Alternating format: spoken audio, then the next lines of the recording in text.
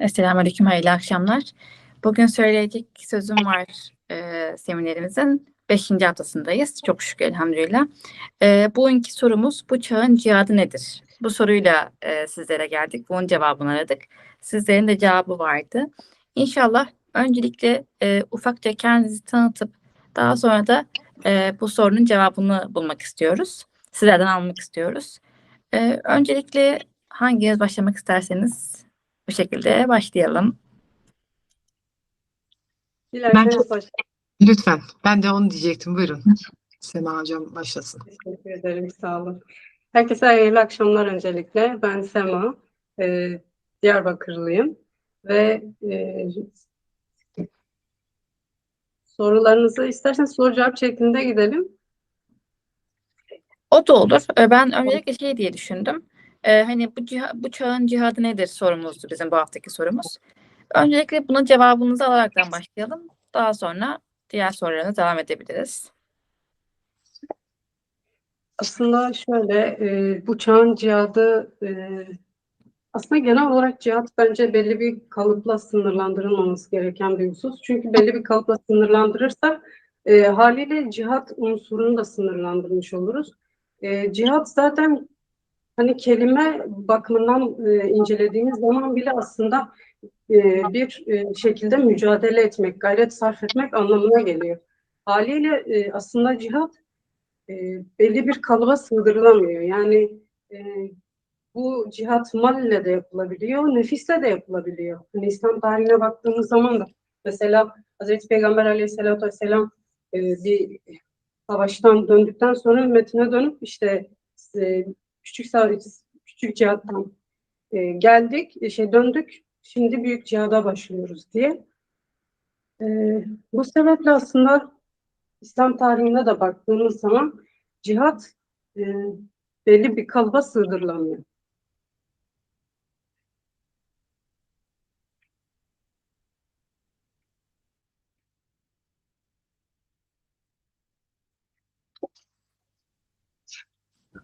Hocam isterseniz diğer hocamızla devam edebilir miyiz? Ben şöyle bir 5 dakika bir müsaade istesem. Olur. Eğer sizin için uygunsa Özlem Hocam. Tabii hocam. Selamünaleyküm tekrar. Hayırlı akşamlar. Selam. Ben Özlem Taştekin. Ankara'da ikamet ediyorum. Burada da hoca olarak ya da bir uzman olarak bulunmuyorum. Sadece sizin derdinizle ve aksan acısıyla dertlenen bir çare olarak bulunuyorum. Zaten Mescid-i Aksa'yı ve Kudüs'ü dijital ribatın açıldığı, yani Mescid-i Aksa'nın kapalı olduğu zaman başlamıştı bu program. Bu platformda çeşitli uzmanlar, hocalar ve alanında çok iyi mihmandarlar zaten ilmek ilmek bize Mescid-i Aksa'yı, Kudüs'ü ve Filistin davasını anlattılar. Biz bu cihat ruhunu, bendeki yerini, bu bilgiyi, bu ilmi yani ruhlandırmaya çalışacağız. Bu dertle dertleneceğiz. Dertleşeceğiz daha çok. Çünkü cihat konusu gerçekten çok ağır bir konu ve bunun da bize emanet edilmiş olması, bu yükü taşımaya çalışmak, bunu size geçirmeye çalışmak gerçekten çok ağır bir yük. İnşallah dilimiz döndüğünce sizinle dertleşerek konuşacağız inşallah.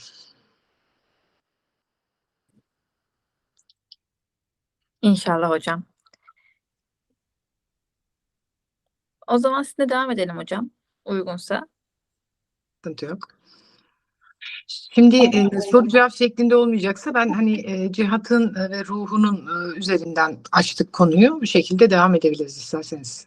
Öyle olur aslında. Çünkü şöyle düşündük biz. Aslında cihat kavramı şu anki modern dünyada çokça çarpıtıldı biliyorsunuz. Hani bu çağda cihadı sadece savaş parantezine koydu. Biz de o parantezden çıkarıp asıl manası olan hani cehd etmek, çabalamak eksenini nasıl oturtabiliriz diye düşündük. O yüzden bu çağın cihadı nedir diye sorduk. Şimdi buradan başlayıp daha sonra tabii. Hocam sesiniz kesildi ama. Ha, tamam hocam. Şimdi cihatı tabii ki kelime ya da biz teknik olarak konuşmayacağız. Yani cihat Kur'an ayetlerinde ve hadiste de geçtiği gibi ben hoca olmadığım için hani size ayet ayet bunları anlatamayacağım tabii ki ama bizdeki yerini, bizde akılda kalanı cihatın namaz kadar geçtiğini vesaire bunların hepsinin tabii ki yani kılıçla ya da mücadeleyle direnişle başladığını biliyoruz. Ama cihadın en önemli şeyi sadakattir. Yani ben o aşağıdaki yorumu yazarken de sadakattir. Yani ahde bağlı kalmaktır. Bizim Kâlü Belâ'dan beri verdiğimiz bir söz var. Yani kılıca geçen, yani kılıcı boş sallamak değil, o kılıcı sadakatle tutmak ve o yemin üzerinde kalmak ve o ihlasın ve yani savaş sonrası da o ihlası taşımak zaten cihadı devamlılık getiren bir şey. Evet, bugün kılıçla, topla, tüfekle yapmıyoruz cihadımızı. Tabii ki yani biz yapmıyoruz en azından. Şu an Gazze'de cihat devam ediyor ve bizim kendi çapımızda yapacağımız cihat ya kalemimizle ya sözümüzle diyoruz ya da boykotla diyoruz ki bunlar en hafif olanı, cihadın en hafif olanı. Ama cihadın en önemli başlığı niyettir. Bakın salih bir niyet bu cihadın en önemli omurgasıdır. Salih niyetten sonra sadakat yani bağlı kaldığın o yemine zırh olarak giymek, onu sürekli canlı tutmak hem niyetle hem de o sadakatte zırhlanmak cihadın en temel omurgasıdır. Çünkü eğer bir yazarsan önce niyet ediyorsun, sonra o ahde sadık kalarak o kitabı bitiriyorsun. Yani o kalplere dokunsun, o kalplerdeki çeperi kırsın, kalplere dokunsun isteğiyle Allah'ım benim bu ilmim, benim bu anlattıklarım başka insanların hayatını şekillendirsin diye başladığım bir niyet ve bu ahde sadık kalmaktan kaynaklı o samimiyet, o ihlas inanın kalplerde bir kılıç etkisi yapıyor. Yani o çeperi kırarak asıl hedefe ulaştırıyor. Evet azmetmek, çabalamak cihadın en önemli maddeleri, en önemli teknik şeyleri. Ama burada unuttuğumuz bir şey var. Niyet ve sadakat.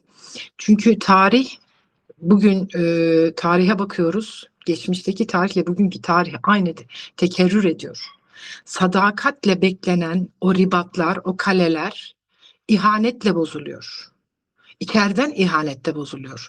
Benim yeni bir kitap okuyorum Medine Müdafası diye Fahrettin Paşa'nın o sadakatini çekirge yiyerek direnişini, sancağını düşmana teslim etme işini bugün Gazze'nin sancağını nasıl tuttuğunu yine açlıkla aynı şeyleri ihanetle halen o koskoca devasa teknolojilere karşı nasıl direndiğini görüyoruz. Bu evet kılıçla değil ama zihinle. Bizim zihinlerimizi, bizim imanlarımızı tekrar tazeliyor. Bize cihadın tebliğsini yapıyor. Evet biz buradan koşarak cepheye gidemiyoruz. Ama bugün sosyal medyada onlara acılarını paylaşıyoruz ve acılarına nasıl merhem olabiliriz diye bir girişimlerde bulunuyoruz. Bakın bugün bu platformda belli kişilere aynı şuuru anlatmak sadece güncellemektir. Biz bugün başka gönüllere ulaşamıyoruz.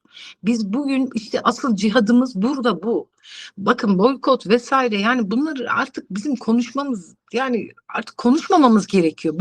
Boykot namaz gibi farz yani. Yani ben namaz kılmayana kılıyor musun ya da namaz kılana namaz kılıyor musun diye sorulmaz artık. Yani boykot yapıyor musun denilmemesi lazım. Ama halen yani biz bunlarla uğraşıyoruz. Bunlarla uğraşacak devri geçtik biz. Boykot isteyen yapsın, istemeyen yapmasın. Bizim kalplere dokunabilmemiz için o salih niyetimizle, sadakatimizle yani bizim söz verdiğimiz o Kâlü Belâ'dan verdiğimiz ahde bağlı kalarak ana vatanımıza, Yani Allah'ın rızasının kazanabileceğimiz elimizdeki her neyse onu güçlendirmek, geliştirmek, tarihle birlikte okumak. Bakın tarih bize boşuna, Kur'an-ı Kerim'de kıssalar boşuna anlatılmıyor. İbret alalım diye. Tarihten de ibret alarak geleceğiz. Tarihten ibret almayan hiçbir nesil geleceğini inşa edemez. Cihat aynı zamanda hayat vermektir.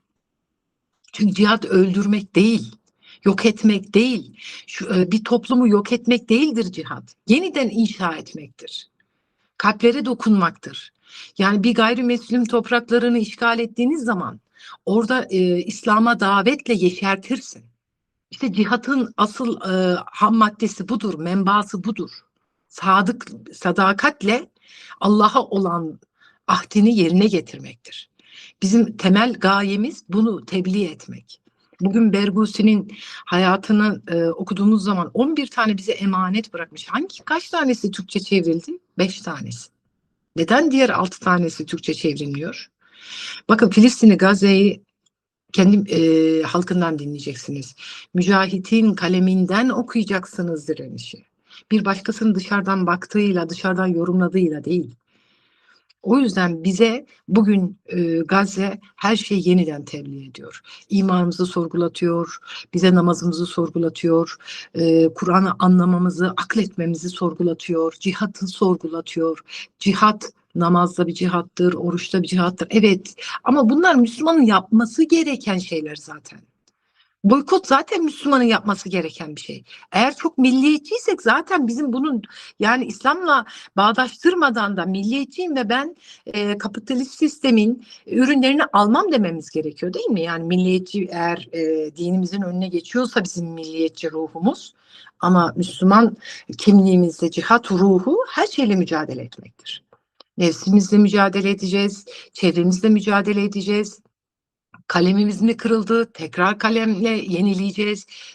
Yani bizim mücadeleyi bırakmamamız gerekiyor. Bugün Aksa'nın kapıları kapalı ama bakın grup yapıp da götürebilme oranı çok az. Ne oldu o kadar konuştuklarımız? Neden bugün bir komşumuzu, üniversitedeki arkadaşımızı, ya farklı fikirlerdeki olan, farklı ideolojideki olanları neden biz bu platformlara getiremiyoruz? Neden hep aynı çerçevedeki, zaten bu davayı sahiplenmiş, bu davayı konuşan insanlarla aynı mevzular konuşuyoruz? İşte demek ki sözümüzün tesiri niyetimiz kadar. Dertlenmemiz, konuyu, yani davayı sahiplenmemiz kadar. Yani ben bu konuda çok dertliyim, onu söyleyeyim. Yani evimin içindeki değişimi yaşayamıyorsam, dışarı fışkırmıyorsa, cihat sonradan öğrenilen bir şey değil. Cihat, insan fıtratında uyuyan devi uyandırmaktır. Halen biz aynı şeyleri konuşup, aynı şeylerin üzerinde duruyorsak, demek ki bu ruh uyanmamış, uyuşturulmuş bir şekilde halen biz cihat yaptığımızı zannediyoruz. O sosyal medyada baktığımız o görüntüleri çevirmek, beğenmeyi biz gerçekten bir cihat zannediyoruz. Paylaşmayı, duyurmayı değil. Etki, yani etkiyi sağlamak. Bugün konuştuklarımız benim arkadaşımın uykularını kaçırmıyorsa, zalimi huzursuz etmiyorsa, bakın zalimi huzursuz etmiyorsa bu bir cihat olmuyor. Artık kılıçlarımızı bileylemenin zamanı geldi. Artık bir şeyleri ayağa kaldırmamız lazım. Kıyam olmadan, yani kıyama kalkmak için de niyet lazım. Ve o kıyamda sadık kalmak lazım. Bu geçici bir şey değil. Bu nesilden nesile atlayacak bir dava. Bugün belki bu cihadın sonucunu görmeyebilirim. Ben zaten zaferden mesul değilim. Seferden mesulüm. Yani biz bu dünyaya zaten şahit olmaya geldik. Bugün her şeye şahit oluyoruz. Ama şahit olduklarımız bizi düzeltmiyorsa, çevremizi düzelttirmiyorsa biz boşuna patinaj çekiyoruz. Hocam ben biraz hararetli konuşuyorum, kusura bakmayın. Vaktim ve diğer arkadaşın da vaktini çok almak istemiyorum. Başka soracağınız bir şey varsa ben çünkü yokuş aşağı giderim yani.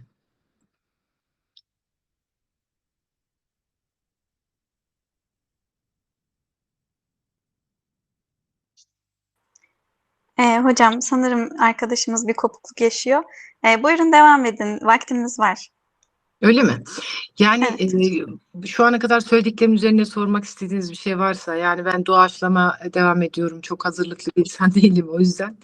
E, Çok Spesifik güzel biz istifade ediyoruz hocam. inşallah. İsterseniz birazcık Kudüs seferinizden bahsedebilirsiniz. En son Kudüs'e ne zaman gitmiştiniz? Burada sizi etkileyen bir anınız olmuş muydu? Hocam Kudüs'e 2025 Nisan bayramının 3. günü gitmiştim. Daha sonra Ağustos'ta gittim 2025. En son da Ocak'taki Miraç da seferimiz oldu. Yani 4 ay arayla Mescid-i Aksa'yı ziyaret etmek nasip oldu. Bakın, yani nasip oldu. Elhamdülillah. Gittik.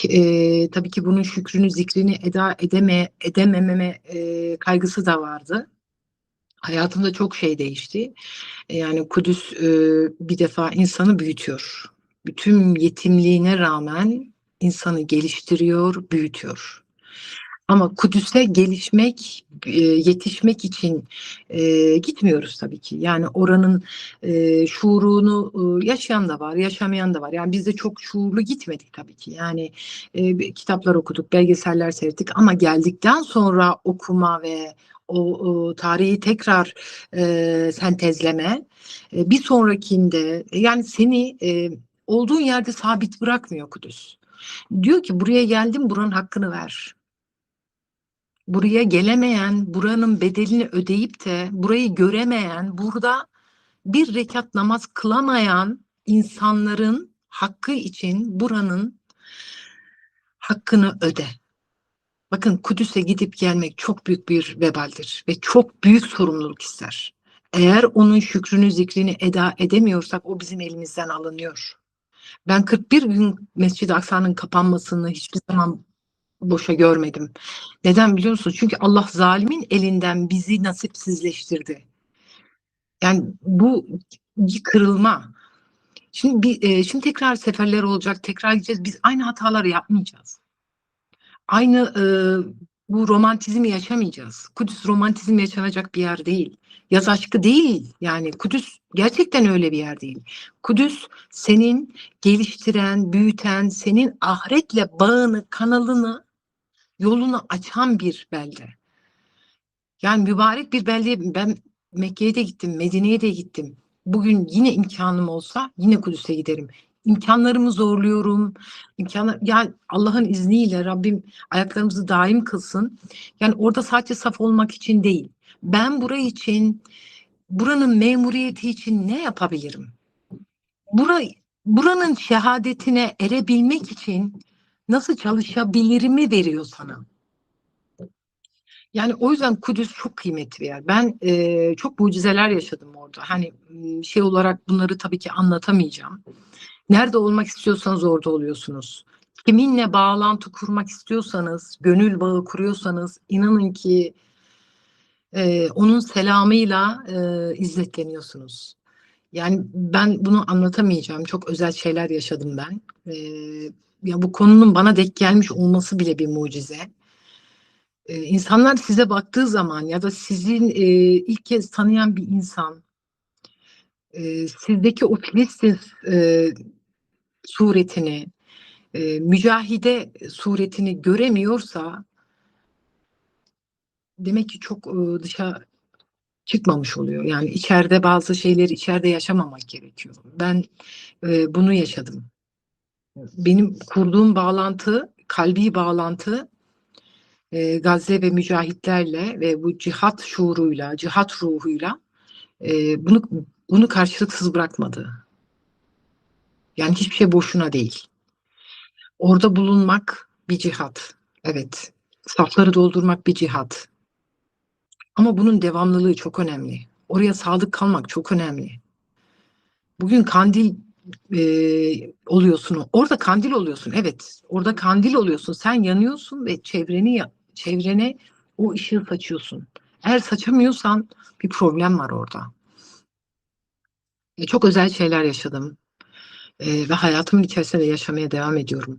Yani bunu maddi olarak falan düşünmeyin. Yani işte şöyle rızık kapım açıldı, böyle oldu. Ya tabii ki vardır yani yapılanlar ama yani ben daha manevi kapılarından bahsediyorum.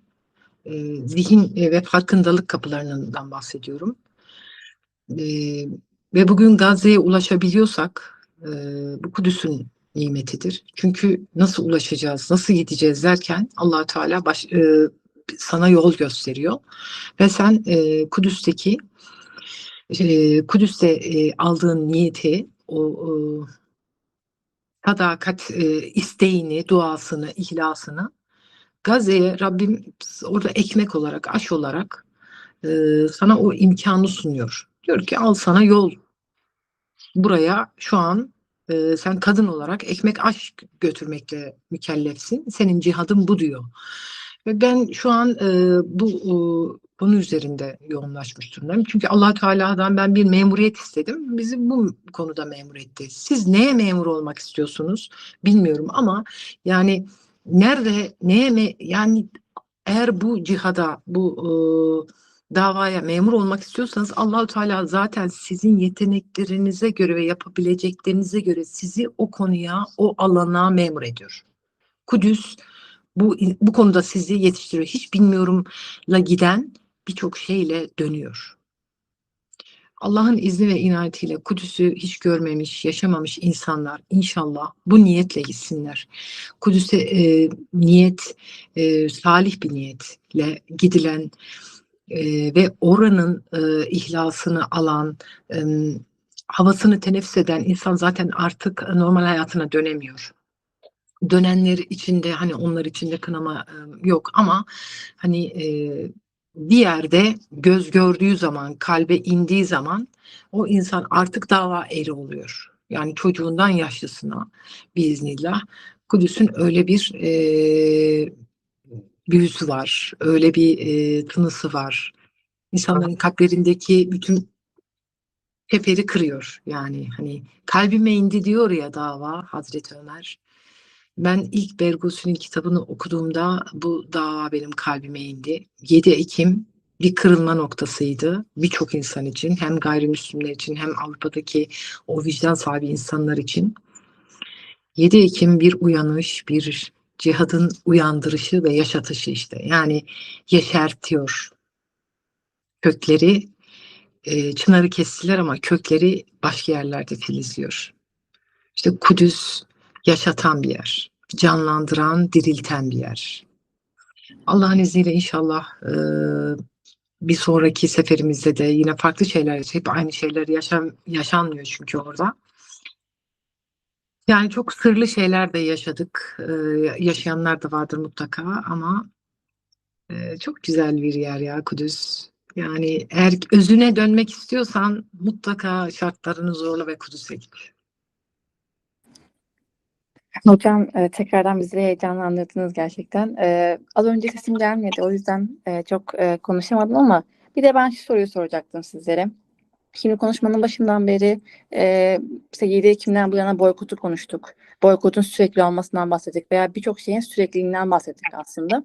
Bu da bana şunu düşündürdü. Hani cihadın süreklilik gerektiren bir eylem olduğunu düşünürsek, hani bu süreçte heyecanımızı kaybetmeden bu yolda nasıl sebat edebiliriz? Şimdi hocam niyet sadakatin yakıtıdır. Sürekli niyet tazeleyeceğiz. Tabii ki yani bugün izlediklerimiz, konuştuklarımız hayatımızda hep böyle kalmıyor. O yüzden insan hep okudukça güncellenir, izledikçe yani bu ruhu canlı tutmak için lütfen takip edin. Gazze'yi takip edin. Evet oradaki görüntüler çok acı ama onlara hep bir cennet ehliyle cennet ehli gözüyle baktığınız zaman ve onların yer altındaki mücahitlerin yeryüzüne çıktığında, o enkazla karşılaştığında, evlatlarını poşetler içerisine teslim aldığında ya da bir dişini bir kemiğini bulurum buharlaşan bedenlerin kalıntılarını aradığında ve onları tekrar toprağa defnettikten sonra tekrar direniyorsa, bizim boykottur, bu davada sürekliliği, canım istemiyor gibi bir lüksümüz yok bizim. Sürekli niyet tazelediğimiz zaman, işte siz bugün bu platformda bunu boşuna yapmıyorsunuz. Sürekli niyet tazeleyerek, ya bu bir niyet tazelemedir. Yani buraya biz alkış almak için ya da yani ünlü olmak için falan girmiyorsunuz, yapmıyorsunuz bu işi yani. Bu bir niyettir ve bakın sadakat yine sadakate geldi. Eğer bir insan hayatında yani Allahu Teala'nın ahdine sadık kalamıyorsa hiçbir şeye sadık kalamaz. Yani boykota da sadık kalamaz, cihada da sadık kalamaz. İşte o ihanete döner. O yüzden bizim sürekli yakıtımızı çok iyi almamız için niyet tazelememiz gerekiyor ve tarihi çok iyi okumamız lazım. Yani araştırma, yani bilgi, kuru bilgi de hiçbir şey. Yani ruh olması gerekiyor. O yüzden bu ruhu da ancak şeyde yakalayabiliyoruz. Mücahitleri okuyarak, mücahitlerin hayatlarını gözünüzde canlandırdığınız zaman bu ruh sürekli taze kalıyor Allah'ın izniyle. Allah razı olsun. O zaman son soruyla hocam son sorumu sormuş olayım size. Şimdi yayınımızı izleyen bir kişi ben bu çağın cihadına bugün şu dakika nereden başlamalıyım diye sorsa o ne cevap verirsiniz? Zaten şu an bu dakika başlasam nasıl başlamalıyım diyen bir insan zaten cihada başlamıştır. Olsun, mübarek olsun. Yani bugün bu onun kırılma noktası. Bugün ne yapabilirim diyen insan zaten cihada ilk o eşiğine adım atmış demektir. Yani bundan sonraki yapacağı tek şey, nefis zaten hayırlı olan her şeyle uğraşır yani. O yüzden çok uğraşacak. Her zaman şeytanla ve nefsiyle şu tartışmayı yaşasın. Ben yaparım çünkü bunu. Eğer sen benim dediğimin tam tersini söylüyorsan demek ki bu işte bir hayır vardır. Demek ki ben bu yolda istikamet üzere devam etmeliyim. Yani sana hoş gösterilen, seni sürekli işte aynı şeyleri yapıyorsun, sıkıcı, sıkılmadın mı diyen nefsinin tam tersi hareket ettiğin zaman onu alt etmiş oluyorsun. İşte asıl o direniş, nefisle direniş cihadın da bir başlangıcı oluyor. Tabii ki bunlar kuru beslemelerle olmaz. Yani herkes her gün aynı şey yediğin zaman sıkılırsın. Çeşitlilik lazım. O yüzden işte videolar seyredecek, seminerlere gelecek, kitaplar okuyacak. Yani hani herkes kendi alanında bu kalbi pompalayacak ki beyin sürekli düşünür halde olsun. Yani bunun için çok iyi bir arkadaş seçebilir. Yani onu hep iyiliğe götürür. Sürekli yönlendirir. Yani o yüzden arkadaş ortamı bu konuda çok destekleyici oluyor, onu söyleyeyim. Çünkü birinin ateşi diğerlerini de yakıyor elhamdülillah. Ateşli bir arkadaş seçsin. Allah razı olsun hocam cevaplarınız için. Amin inşallah kardeşim. Son eklemek istedikleriniz varsa dinleyebiliriz. Yani eklemek istediğim cihat konusu gerçekten çok ağırdı. Ben akşamleyin arkadaşın davetine icabet edeyim mi? Ben çünkü hoca vasfım olmadığı için acaba doğru kanalize edebilir miyim derken yani senin o ruhu yansıtman önemli denildiğinde bende bir uyanış oldu. Evet, insanlar bu şekilde yansımış olması beni gerçekten çok onur etti. Yani bu platformda çok kıymetli, değerli hocalar konuştu, uzmanlar konuştu. Her şeyi ilmek ilmek anlattılar. Biz de ne yaşadığımızı, ne yaşamamız gerektiğini konuştuk. Cihat ruhu, bugünkü kılıcımız, şu anki konuştuğumuz sözler. İnşallah o dönem de gelir cephede, inşallah kadınların da kılıç ya da silah kullandığı dönem de gelsin. Yani biz bunun için varız. Yani Müslüman her cephede olmalı. Yani kalem cephesinde, dua cephesinde, gıda, işte askeri mücahide, yemek aş cephesinde, çocuk yetiştirme cephesinde, yani kadın her cephede olacak. Çünkü kadının olduğu her yerde bereket vardır.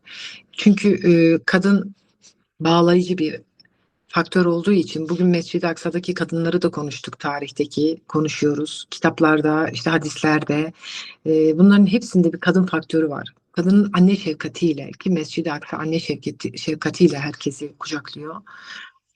İşte kadın olarak ben cephede olamam ama işte ya işte burada olayım diye değil, herkes yeteneğine göre Allah o konuda yetiştiriyor.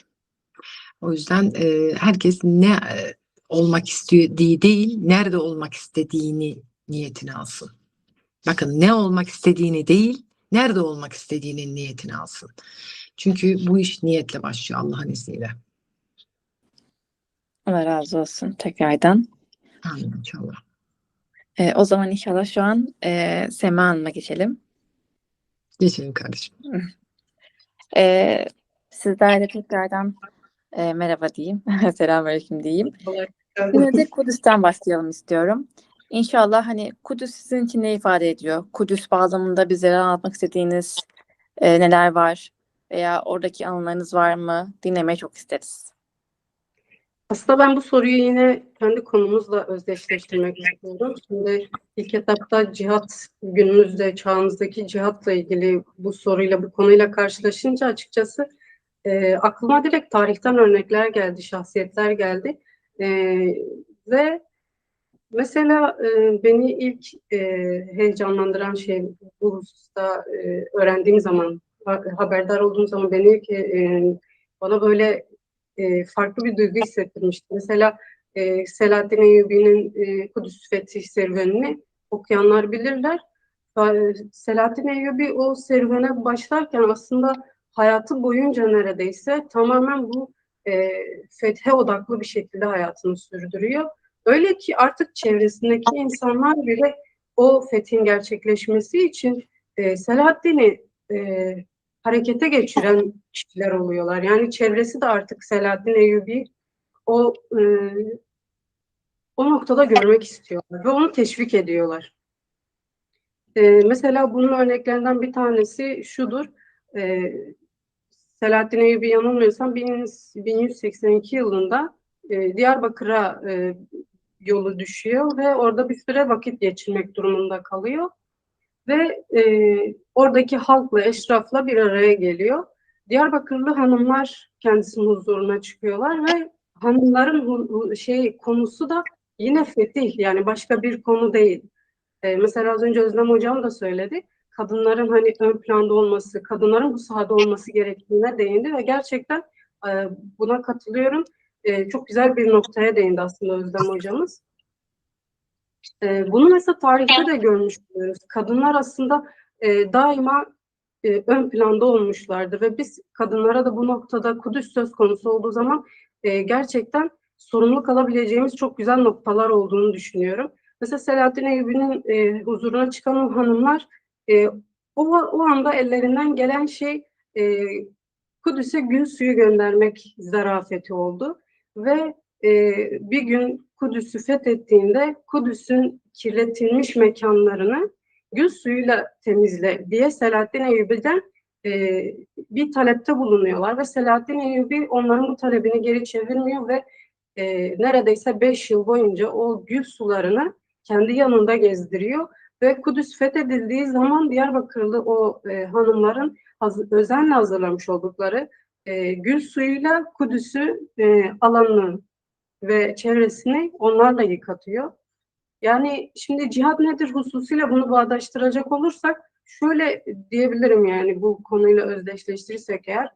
Şimdi o dönemdeki kadınlar şey diyebilirlerdi, yani biz ne yapabiliriz ki, işte o acziyet durumu şu anda olduğu gibi, hani ne yapabiliriz ki, elimizden ne gelir ki, işte düşman çok güçlü, biz kadınlar olarak bir şey yapamayız deyip o acziyete sığınabilirlerdi ama o anda ellerinden gelen güzel bir gülü toplayıp onun suyunu ve özünü çıkarmaksa o zaman biz bununla o fethe dahil oluruz dediler ve Ona göre aslında hareket ettiler. Yani aslında cihat böyle çok güç gerektirecek bir efor sarf etmeyi de istemiyor bizden. Yani gücün neye yetiyorsa senin cihadın da odur. Aslında cihat anlayışı budur benim nazarımda.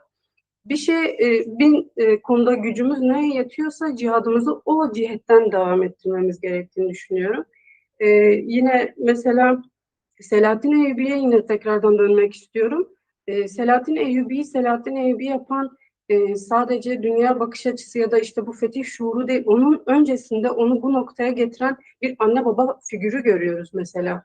Onun anne babasının tanışma hikayesi bile yine Kudüs'e dayanıyor. Kudüs şuuruna ve bilincine dayanıyor. Bu noktada bile aslında anne babaları olarak bile herkesin kendisine pay çıkarabileceği unsurlar vardır. Ve bugün cihat topla tüfekle yapılamıyorsa kendi evimizde ve yuvamızda anne baba rolündeysek eğer anne baba olarak bu cihada dahil olabiliriz.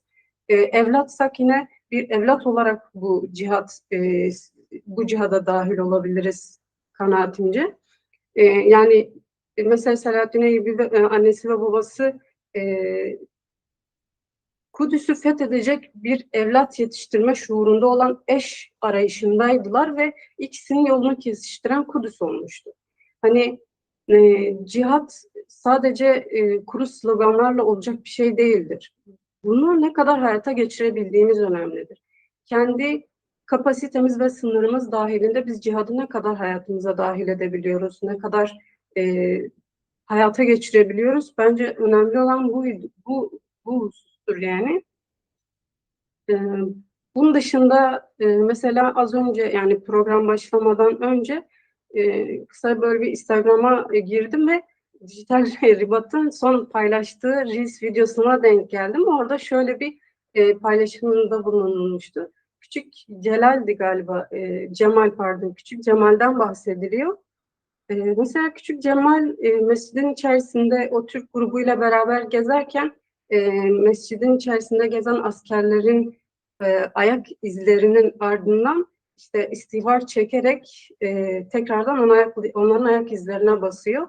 Ve işte orada Türk grubundaki bir ablamızın dikkatini çekiyor bu husus ve Cemal'den bunu niçin yaptığını soruyor.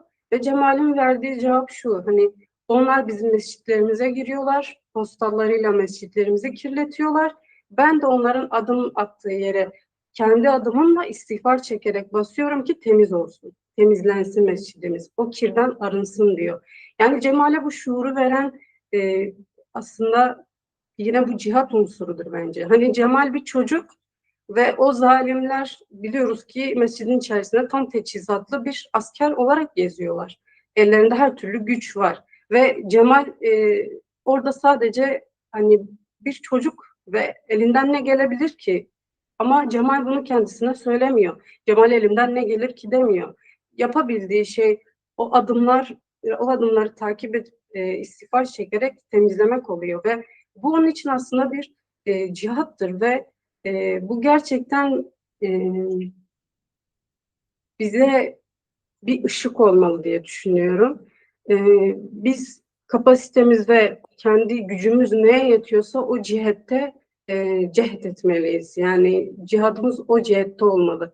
Zaten Allah bizden gücümüzün üstünde bir şey istemiyor. Yani Allah ayet-i kerimede de buyuruyor. Kimseye taşıyamayacağı yük yüklenmez diye.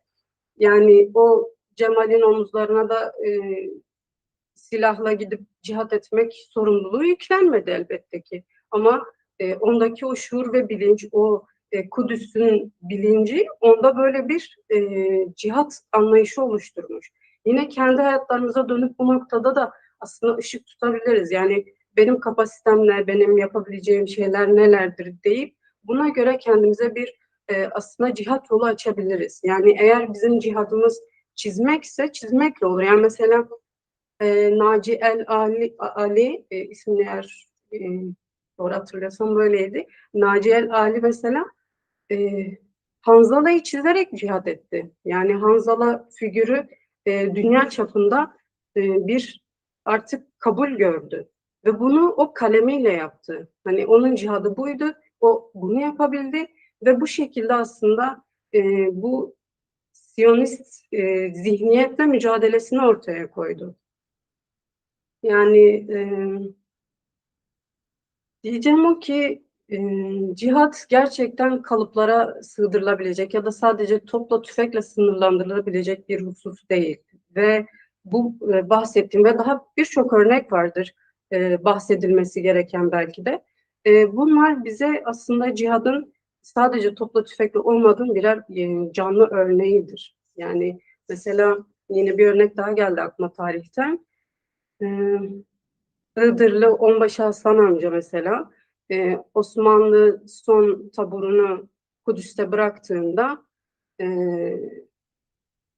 kendisi yani Hasan amca ve arkadaşları son nefeslerine kadar Kudüs'teki nöbetlerini devam ettirmişlerdir. İngiliz ordusunun artık yönetimi ele geçirdiği bir dönemden bahsediyoruz ve bu Hasan amca ve arkadaşları hani şunu diyebilirlerdi. Ya artık koskoca Osmanlı Devleti burayı terk etti gitti yani biz burada son bırakılan grubuz ve artık elimizden ne gelir ki artık Kudüs işgal edildi. Bizim yapabileceğimiz bir şey yok demediler veya artık bizim görevimiz sona erdi de diyebilirlerdi. Yani orada hayatlarına devam ediyor olabilirlerdi veya memleketlerine geri dönebilirlerdi. Ama onlar bunu yapmadılar ve o e, nöbet şuurunu, ribat şuurunu mesela devam ettirdiler. Yani aslında bu da bir cihattır. Bu da onların bir cihadıydı ve o anda onların zalime karşı yapabildikleri buydu. O görev şuurunu devam ettirmek. Bunlar artırılabilecek örnekler ve gerçekten birbirinden kıymetli, ayrı ayrı canlı diyebileceğimiz örnekler. Ve bunlar yaşandıysa boşuna yaşanmadı diye düşünüyorum. Bunlar aslında bizim önümüzde birer yol nispetindedirler ve bu gözle bakılması gerektiğini düşünüyorum. Varsa sorunuzu alabilirim. Ağzınıza sağlık. Yani aslında şunu diyebiliriz değil mi? Yani şu anki çağda yaptığımız işi, yani yaptığımız iş neyse, memurluksa, öğrencilikse, ressamlıksa neyse en mükemmel şekilde yapmak Mescid-i Aksa'nın özgürlüğüne giden yolda bir cihattır diyebiliriz. Değil mi? Ben öyle. Mesela Sumut filosundakiler şu anda mesela gündemimizde Sumut var. Onlar da kendi mallarıyla, canlarıyla bir aslında yolculuğa çıktılar. Bir cihattır bu da aslında. Yani memleketlerine evet geri dönmek zorunda bırakıldılar. O yoldan geri çevrildiler hukuksuz bir şekilde. Ama bu Sumut'u hiçbir zaman mesela geri adım attırmadı. Tekrar tekrar toplanıp bir daha tekrar deniyorlar ve bu e, onlar için bir artık şuur haline geldi ve o ambargo delininceye kadar, bu savaş bitinceye kadar devam etme niyetinde olduklarını sürekli tazeliyorlar ve bunu dile getiriyorlar. Yani Sumut mesela bunun en canlı örneği. Şu anda fiilen mesela gösterilebilecek en güzel, en kapsamlı örneklerden bir tanesidir ve ne olursa olsun aslında cihat için bir sınır yoktur. Yani onun bir ucu bucağı yoktur bence. Yani belli bir kalıba sığdıramayız. Ben de sizlere böyle bir soru daha iletmek istiyorum. Çağın cihadı kendimizi inşa etmek olsa, bu inşanın temelinde sizce Kudüs harcı olmak zorunda mı? Bence kesinlikle olmalı. Çünkü tarih boyunca aslında baktığımız zaman hem bereketli topraklar diye anılır hem de savaş hiçbir zaman orada eksik olmamıştır. Bu da aslında onun kendi bereketinden kaynaklanan bir husustur. Eğer bir cihattan bahsedeceksek Kudüs onun gerçekten harcı olmak zorundadır. Çünkü Kudüs zaten insana böyle bir amaç ve gaye yükler. Yani özellikle Kudüs'e gidip gelenler bilirler. Yani hiçbir zaman siz geri döndüğünüzde gitmeden önceki haliniz olamıyorsunuz. Artık değişmiş oluyorsunuz. Çünkü Kudüs size farklı bir misyon yüklüyor. Farklı bir sorumluluk, farklı bir duygu hali yüklüyor ve sizi değiştiriyor, dönüştürüyor. O yüzden eğer kendinizi inşa etme noktasında cihat için bir adım atmak istiyorsak bunu Kudüs'le birleştirmemiz ve bütünleştirmemiz gerekiyor. Çünkü Kudüs zaten bir mücadele halinde sürekli. Yani tarihten günümüze kadar Kudüs sürekli bir mücadele halinde. Bir özgürlük mücadelesi sürekli orada oluyor ve onun bu mücadelesi, onun bu ruh hali kendisini amaç haline getiren ya da onun davasını kendi amacı haline getiren insanları da kendisine çekiyor ve kendi özüne çevirmeye başlıyor. O yüzden bu dediğinize katılıyorum. Evet, yani Kudüs gerçekten bir harç, insanı bütünleştiriyor. Kendi gayesiyle, davasıyla, amacıyla yoğuruyor. Allah razı olsun. O zaman inşallah ben sizlere de son sorularımızdan birini iletmiş olayım. Az önce Özlem Hocam'a ilettiğim gibi.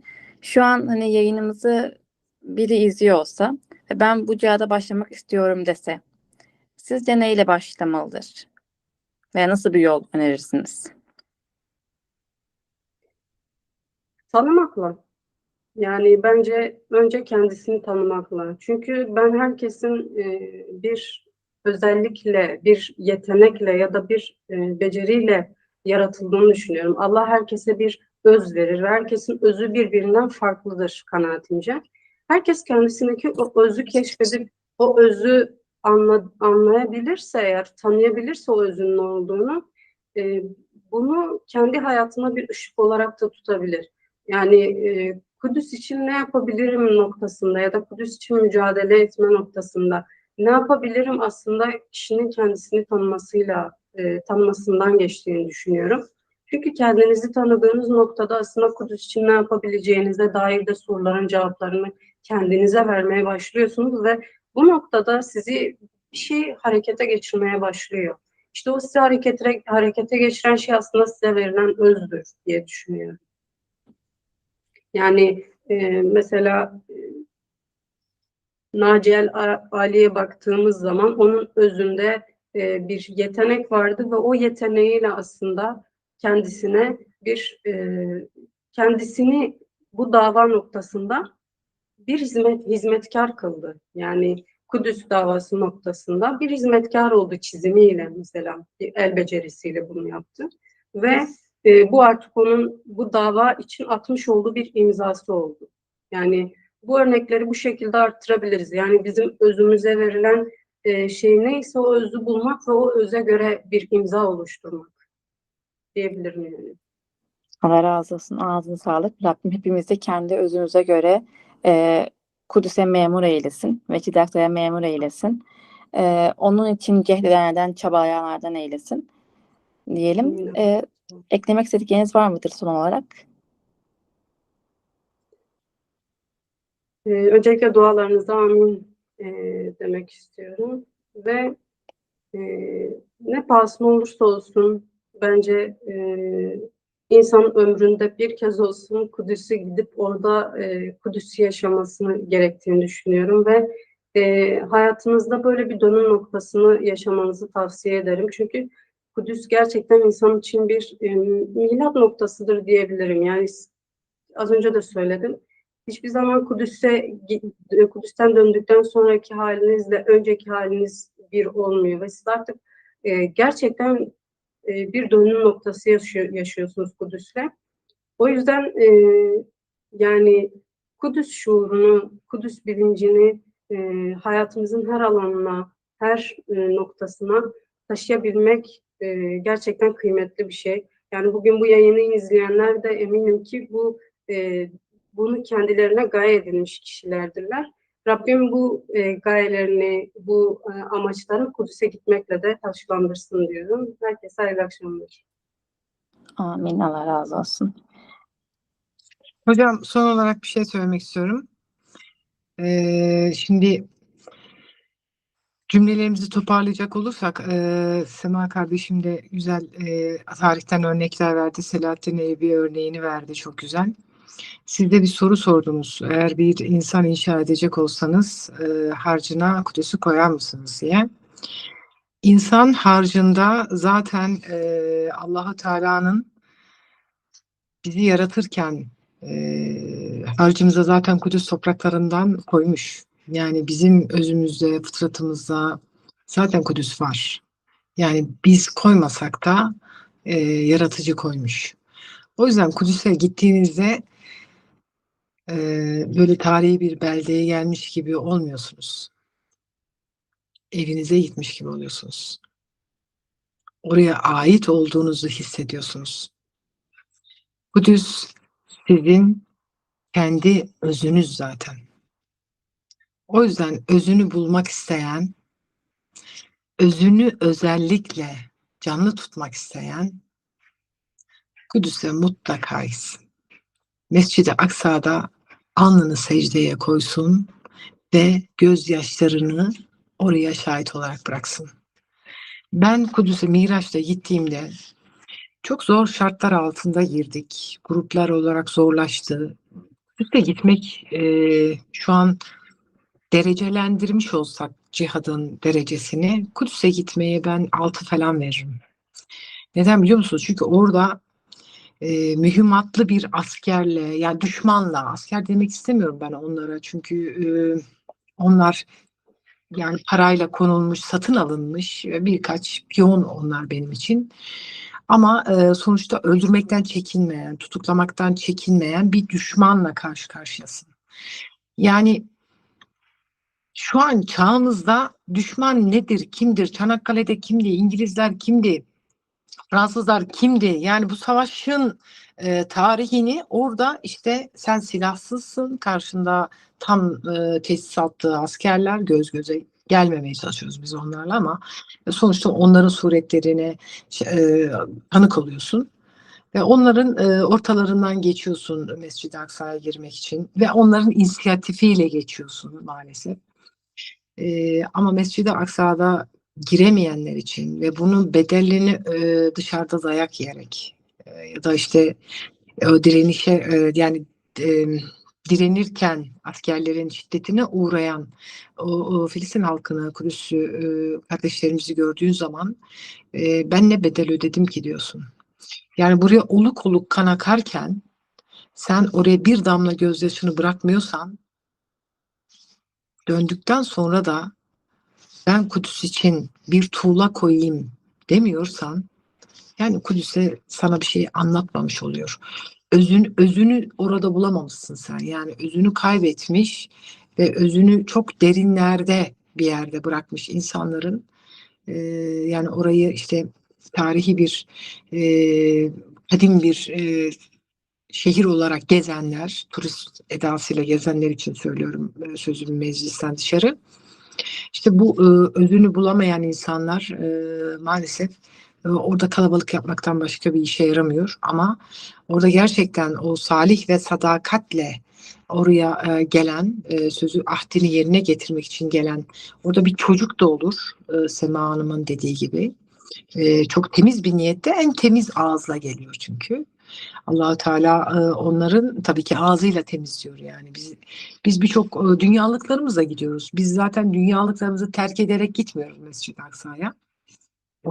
Oradayken yani içeri girdikten sonra ve döndükten sonra dünyalıkları da terk etmeye başlıyorsun. Kudüs zaten bakın dünyalıkları terk etmek de bir cihat. Yani önceki yaşantına dönememek de bir cihat. Hani cihatı birkaç cümleyle sınırlandırmayalım dedi ya Sema kardeşim, evet. İşte kılıçtaki kanı damlatan cihat bugün o taşlaşmış kalplerde gözyaşını akıtmakla aynı şey. Kudüs'e bıraktığınız gözyaşlarınız sizin o Kudüs'te fethinde kılıçların ucunda akan kanla aynı şey. Çünkü kafirin kirlettiği yeri ancak kan ya da gözyaşı temizler. Bize düşen şu an gözyaşı dökmek ama döktüğümüz gözyaşının şeyi olarak sadakası şükrü olarak da Kudüs'e gelirken yanımızda mutlaka bu davayı üstlenecek kişiler getirmek. Ya bu tek başına yapalım, tek başına olacak bir direniş değil. O yüzden yanımızda, çevremizde bu işi üstlenebilecek, hakkıyla Kudüs'ü taşıyabilecek mihmandarlar, refikler getirelim. Ve onlar da kandil gibi yansınlar. Onlar da etraflarını aydınlatsınlar. E, Yani farklı ideolojiden, farklı fikirden insanlara önce o kalın örgülerini, yani tabularını yıkarak onlara ulaşmak, o yumuşak karınlarına ulaştıktan sonra, çünkü o ideolojideki insanlar da çok faydası olur Kudüs'e. Sonradan dönen insanların etkileri daha keskin oluyor. O yüzden bizim Kudüs'e daha çok hizmet edebilmemiz için, işte Kudüs'ün şükrünü, zikrini eda edebilmemiz için o bedeli ödememiz gerekiyor. O bedel de gözyaşıyla oluyor. Maddiyatı biraz düşünmeyerek oluyor. İşte ben niyetini aldığınız zaman zaten Allah yollarınızı açıyor. Sizin oraya ödediğiniz para da fazlasıyla geliyor. O yüzden Kudüs eksiltmiyor, arttırıyor. Bunu bilin. Ona göre niyetinizi alın. Bir doktor bir arkadaşımız şey demişti, onu da söyleyeyim konuyu çok fazla uzatmadan. TUS sınavına hazırlanıyor. Kudüs'e gitti geldi, maddi manevi işte bereketleneceksin dediğinde, geçen onlarla da bir online toplantı yaptık. Ya bana niye ters tepti ya? Benim niye hiçbir şeyim bereketlenmiyor? Yani hani neye niyet ettiysen tabii ki onun da imtihanıyla da sınanabilirsin. Kudüs çok tehlikeli bir yer aynı zamanda. Niyet ettiğin şeye de, dua ettiğin şeye de çok dikkat edeceksin. Her zaman yanında mutlaka selametiyle dua edin. Yani imtihansız isteyin ne istiyorsanız. Bu da size bir abla tavsiyesi, tecrübeyle sabit. Allah'tan istediğiniz, Kudüs'te istediğiniz, aklınızdan geçirdiğiniz her şeyi önünüze gelecek ama imtihansız isteyin. İmtihanlı gelmesin inşallah. Nice Kudüs seferlerimiz olsun. Rabbim hepimizi o yolda yine refik etsin, yine yoldaş etsin. Bu cihada da omuz etsin. Kiminin kalemine mürekkep etsin, kiminin silahına mermi etsin, kiminin çocuğuna ne bileyim, annesi gider çocuğuna bakarız. O da bir cihattır. Yani o yüzden Allah herkesi birbirine destek etsin. Bu cihat yolunda, bu Kudüs'ün yollarında inşallah Rabbim bizleri şahit ve memur etsin. Hayırlı akşamlar diliyorum. Allah razı olsun. Başınızı şişirdik. İnşallah duygularımız geçmiştir. Birbirimizi Estağfurullah. Allah razı olsun. Ağzına sağlık. Estağfurullah. Bizler için çok keyifli geçti. Dilerim ki tüm izleyenler için de öyledir. Bugün burada sadece kelimeleri değil, bir derdi, bir sevdayı, bir sözü paylaştık. Gördük ki Kudüs sadece bir harita bilgisi değil, bizim imanımızın, kimliğimizin ve bu çağdaki cihadın tam merkezidir. Konuşmacılarımızın, yani sizlerin de altını çizdiği gibi, Kudüs'ün özgürlüğü önce bizim kalplerimizin, evlerimizin, işlerimizin işgalden kurtulmasıyla başlayacak. Buna iman ediyoruz. Belki Mescid-i Aksa'nın avluda değiliz şu an ama biliyoruz ki samimiyetle atılan her adım, bilinçle yapılan her boykot ve bir çocuğun kalbine ekilen her bir Kudüs sevdası veya gözyaşlarımızda böyle yumuşattığımız her bir kalple o büyük fethe biraz daha yaklaştığımızı hissediyoruz. Söyleyecek sözüm var dedik ve bu akşam sözümüzü Kudüs'e, cihadın en zarif ve en dik duruşuna adadık. Unutmayalım ki Aksa'nın kapıları fiziksel olarak kapanıp açılsa da oraya giden manevi yollar bizim gayretimizle, dürüstlüğümüzle ve bitmek bilmeyen cehdimizle, yani cihadımızda her zaman açıktır. Son olarak da şöyle kapatmak istiyorum. Peygamberler diyarı El Halil'in kokusunu, Hazreti İbrahim'in teslimiyetini ve murabıtların o sarsılmaz sabrını